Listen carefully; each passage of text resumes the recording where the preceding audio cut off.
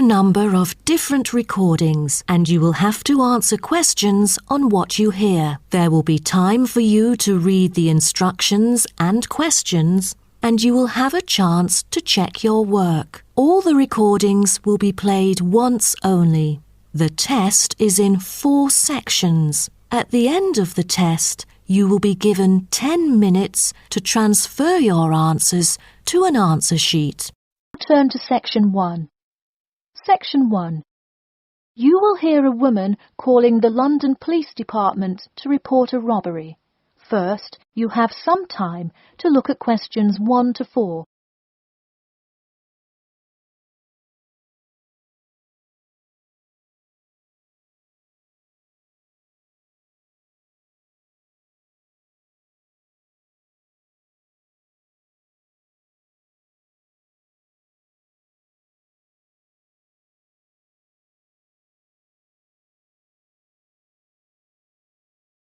You will see that there is an example which has been done for you. On this occasion only, the conversation relating to this will be played first. Hello, London Police Department. Yes, I would like to report a robbery. The woman says that she would like to report a robbery, so robbery has been written in the space. Now we shall begin. You should answer the questions as you listen, because you will not hear the recording a second time. Listen carefully and answer questions 1 to 4. Hello, London Police Department. Yes, I would like to report a robbery. All right, just a minute while I pull up the form. OK, could you give me your first and last name? Anna Grieg. Anna Gregg. G-R-E-G? No, Grieg. G-R-I-E-G. Got it. All right, moving on. Gender, female. Date of birth? 15th of March, 1980. All right, thanks. Just a few more personal information questions, and then we can address your claim. All right. What's the address? 4 Ellendale Street. That's E-L-L-E-N-D-A-L-E. All right, Ellendale Street. Yeah, we've had a lot of break-ins in that area lately. And the postal code? W5 2AT. And are you a citizen of the UK? No. OK. What type of citizenship do you have? Well, I lived in the United States for most of my life, but I am actually of Grenadian nationality. OK. So is that the country that issued your passport? Yes. All right. Before you hear the rest of the conversation, you have some time to look at questions 5 to 10.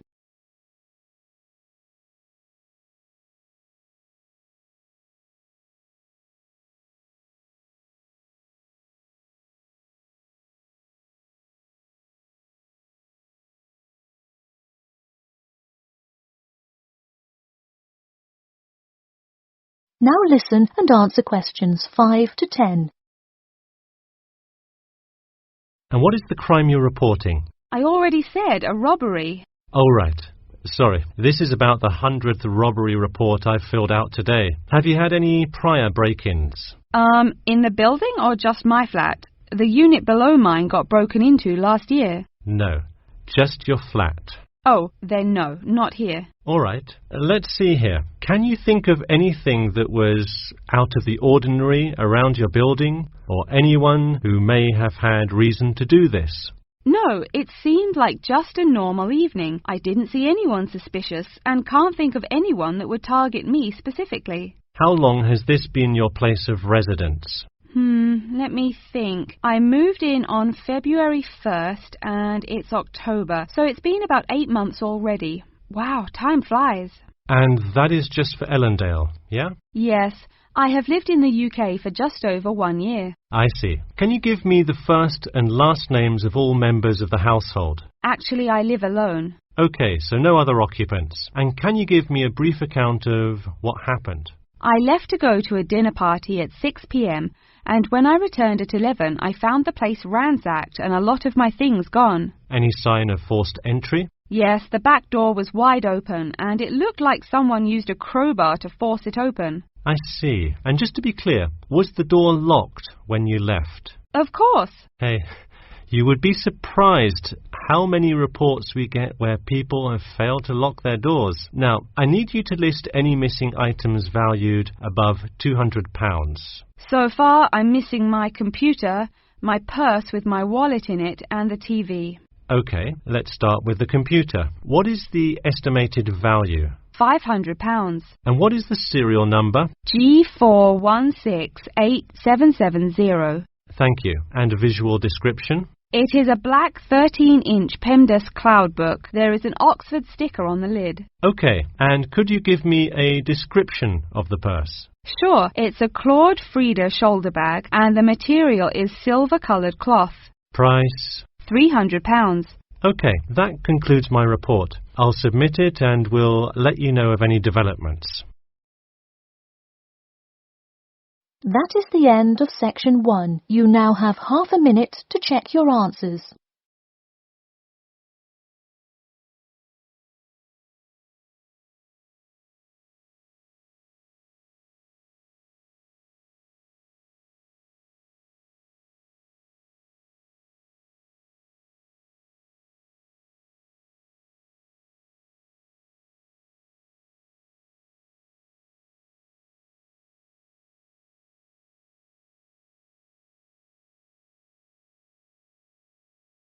Now turn to section 2.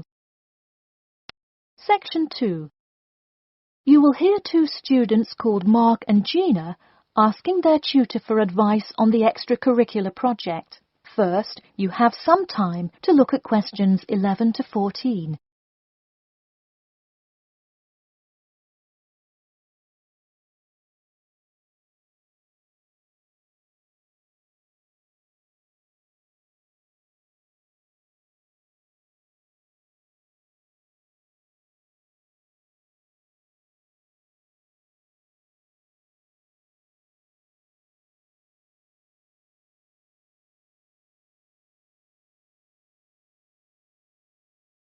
Now listen carefully and answer questions 11 to 14. Hi Mark. Hi Gina. What can I help you with? So we were hoping you could help us with this extracurricular project. Sure. What is the topic? Attending business school. This sounds like a great idea. So you're going to explain the requirements for getting into business school? Not exactly. It will be more broadly about the experience, the academics, accommodation, and social experience that comes with being part of the business school. I see. So would your audience be the general public? Well, we would probably want more to focus on members of the institution. We would especially like to reach individual applicants to the business school. I see. Now, what form will this information be? You could give a talk to all the summer courses. All you'd need is permission from the course director. Or you could pass out information outside the student union. Those are both good ideas. What about sending out pamphlets in the mail? Most college students never check their mail. Maybe you could make a video and show it on campus. That's a great idea. We'll do the video. Great. And as members of the business school, do you have an incentive to attract new students? If so, this idea is a great way to do that. No, the idea actually came about because of how much students like us worry about their studies. Yeah, when I got into business school, there were a lot of things I had not prepared for, so the video would cover a lot of things Mark and I wish we had known upon entering business school. Right. Before you hear the rest of the talk, you have some time to look at questions 15 to 20.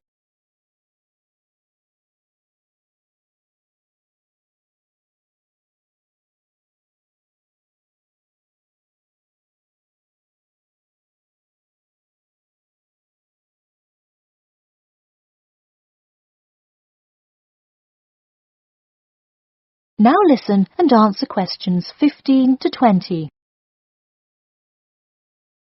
What would you talk about first? The first and probably most important section would be academics. Good idea. So, would you provide guidance on what courses to take? We want to focus especially on the approaches professors take, their teaching methods. It is far different than what students are used to in high school and even in liberal arts college. Good idea. And how long do you think you would spend explaining academics? We'll probably spend 7 minutes on it. We also have some ideas for talking about housing, food options and stuff like that. We're not really sure how to tie it all together though.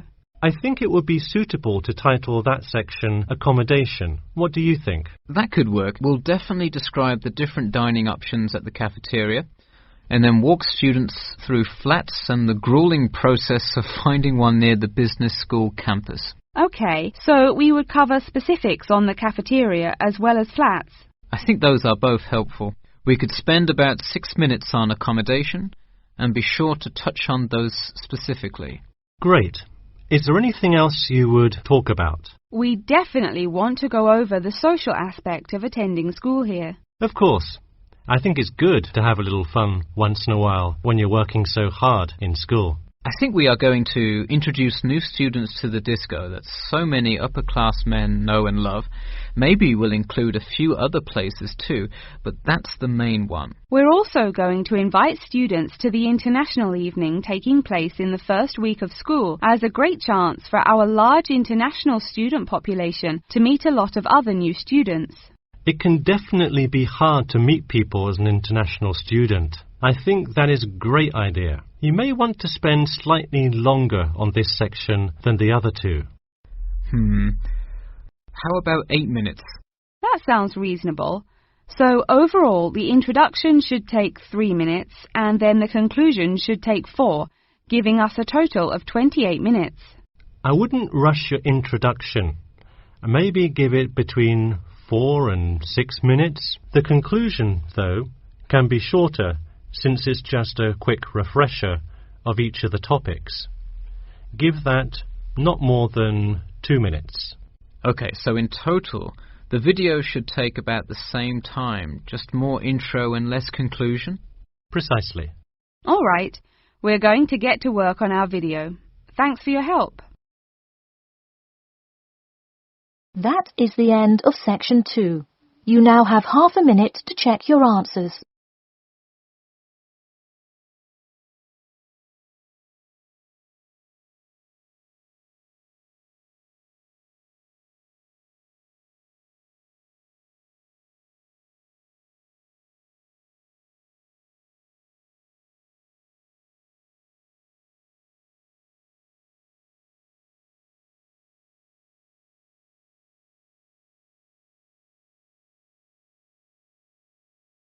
Now turn to section 3.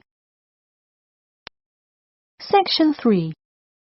You will hear a student called John talking to his classmate Danny about the details of his research project. First, you have some time to look at questions 21 to 26.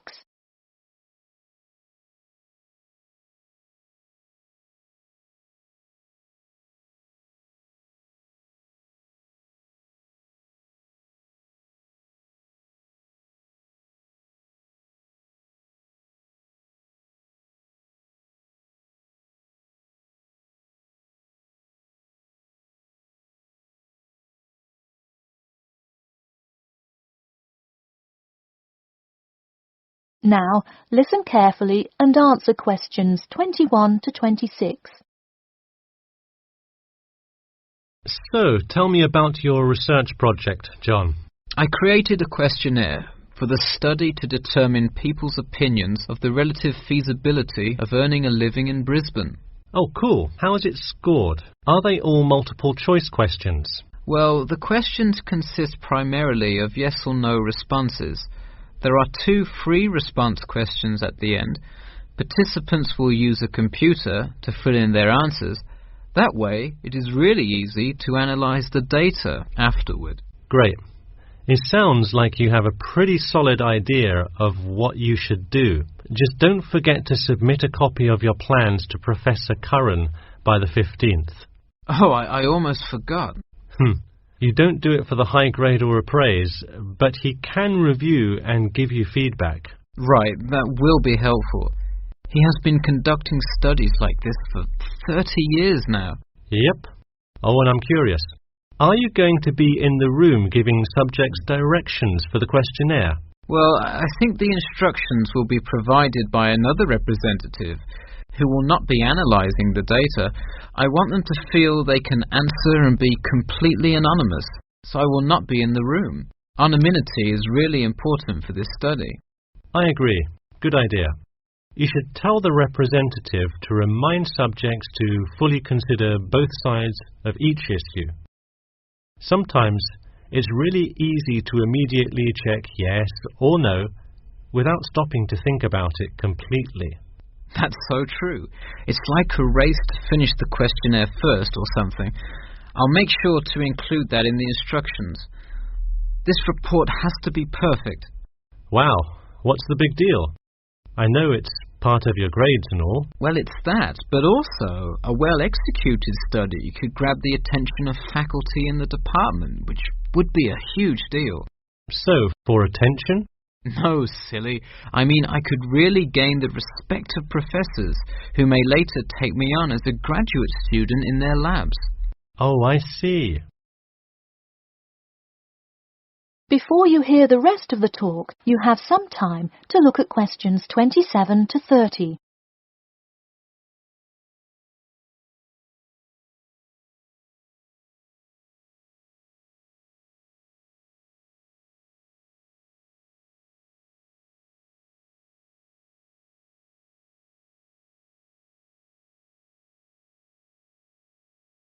Now, listen carefully and answer questions 27 to 30. Let me take a look at the survey. Wow, this looks great. The map of the median income by region is a great tool. Where did you find it? Oh, thanks. I read a lot of sources and just noticed this one in a small psychology journal called Modern Psychology. It's more helpful than the photo I added, but I think the photo is just so interesting. It was in the newspaper last year during that huge wage strike. It's great. Probably not necessary, but it looks great. I don't understand. What is WKRX's involvement here? Oh, the radio station agreed to sponsor the study if I play their station in the room. Wow, interesting. So you don't have to pay for any of this? Exactly. Nice. Where did you get that idea? Last month, at the Psychology Club Council meeting, someone talked about how easy it is to get sponsorship from local businesses, so I listened to their advice and called around. I'll have to remember that. Well, this all looks great. Good luck. That is the end of section 3.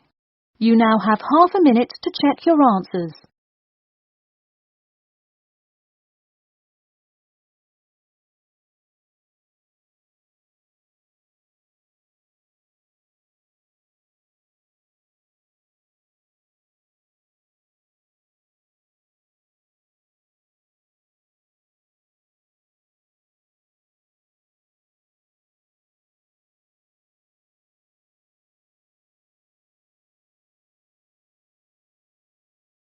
Now turn to section 4.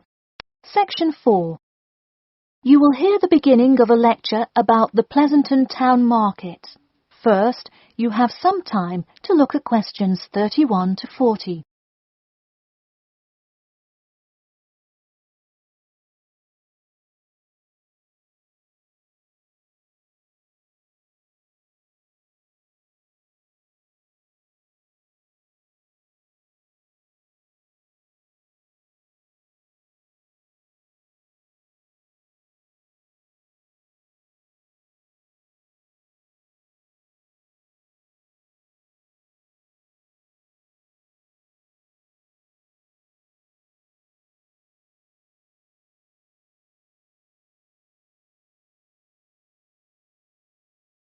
Now, listen carefully and answer questions 31 to 40.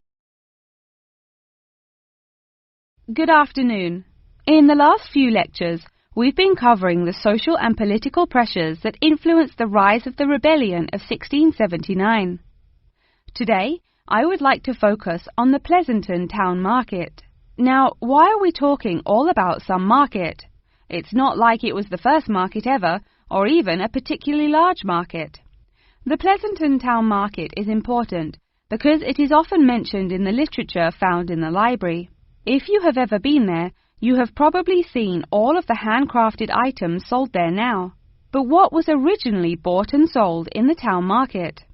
In the beginning, the market sold products such as meats, furs, and simple tools. Over time, though, it became known as the place to find quality livestock. People came from all over the world to find the biggest and best cows, pigs, and chickens. In fact, the profits from the town market became the savior of a plummeting economy during a time of much turmoil. Not to be confused with the Reconstruction era, a period of rapid development came about in the 1660s as a result of the market's vendors contributing their profits to building up much-needed public facilities and defense, which would later make a huge impact on the outcome of the war. For many years, the market flourished and began to draw in large tourism crowds in addition to the throngs of livestock customers. However, as revolutions in farming came about, more people moved to farms far from the city centre. Customers grew more and more reluctant to travel all the way to the town centre for their meats, when they could easily choose to buy from local farmers near them for a fraction of the price. With such a fall in the profits of the town's major profit generator, some quality town planning was needed. In the mayoral election of 1668, a young man of little fame just barely claimed the popular vote, none other than the now legendary John C. Wiley. Wiley's first decision as mayor of Pleasanton was to deal with the quickly failing town market. The building with the large clock was a landmark that had symbolized growth in Pleasanton for a generation. Wiley decided to use the notoriety of the town market to set an example. During the historical Rotterdam Rebellion, Wiley gave all those involved lifetime prison sentences in the very same building. It stayed a prison for about 50 more years until they transported all remaining prisoners to other facilities and turned it into the historical monument today.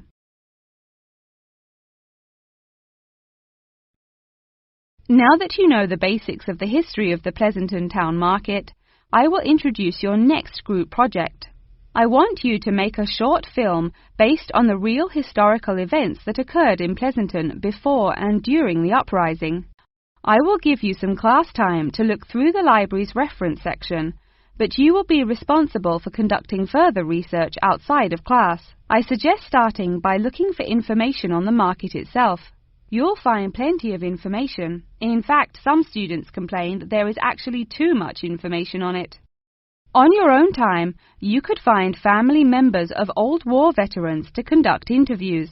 Sometimes they provide wonderful insight that you wouldn't find in proper history books. But be careful, an interview that is riddled with bias is useless. I myself have some very old photographs here that you are welcome to take a look at for some inspiration. I'm lucky enough to own this one of Jim Wiley himself. Very interesting to see, but does not provide enough information to add much to your film. Feel free to take this film into whatever direction you choose. You could even do a crime thriller based on real outlaws. All you would have to do is look through the newspaper archives in the crime section during that time period. Try to get as much detail as you can, but you may end up having to draw your own conclusions. Okay, that's enough from me, so let's go on to... That is the end of section 4. You now have half a minute to check your answers.